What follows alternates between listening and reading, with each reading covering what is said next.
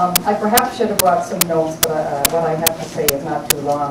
The first incident involves my husband, who has Parkinson's, and he fell and broke his elbow recently and had to go to the hospital for surgery.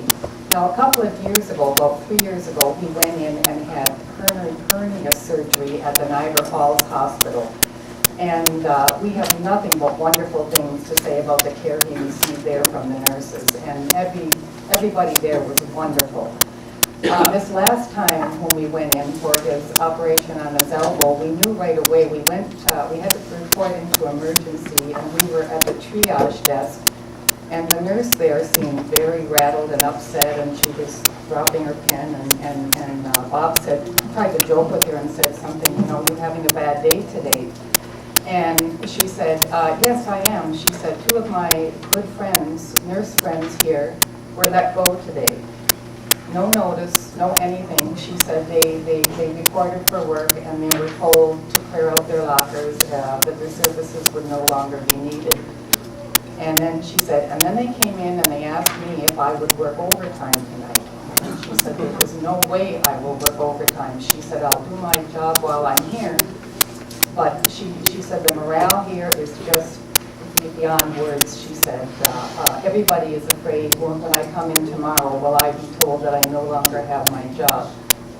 So that was the beginning. My husband had his surgery, and he was kept overnight. And it was so different from 3 years ago when he had his other surgery. There were 2 nurses only on the night shift, and they were run off their feet. And my husband, because he has Parkinson's and he had a broken elbow, couldn't make it to the bathroom, and he had to go several times during the night.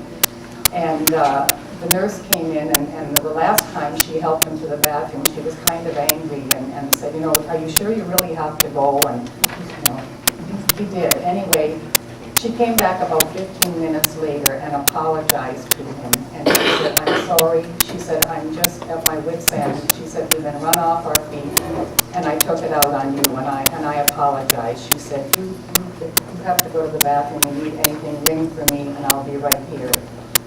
And this just gave us kind of a picture as to, I have nothing but wonderful things to say about all the nurses, and especially at Niagara Falls Hospital, but the morale there was just, it changed so much since our first visit there 3 years ago.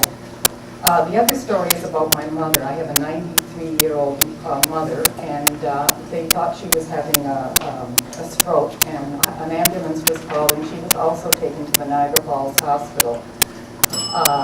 Okay, very quickly.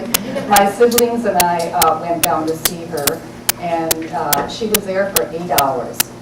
And for the first 6 hours, the ambulance driver, who was wonderful to us and wonderful to her, but could not leave the hospital because he had to stay with her. She couldn't get checked in. When she finally got checked in, she spent 2 more hours there, and then they told her they were sorry. She was supposed to have a CAT scan, but to go home and come back tomorrow for the CAT scan. And and during this time, she was not allowed to have anything to eat or drink because they were going to be doing a CAT scan. And 93 years old to be laying there and waiting, anxiously wanting to know, have I had a stroke or not? And the part that really bothered me was that the ambulance drivers were kept at the hospital for 6 hours because they couldn't be downloaded. Anyway, I have nothing but good things to say about both the nurses and the ambulance drivers, but I don't have a whole lot good to say about the Niagara healthcare system.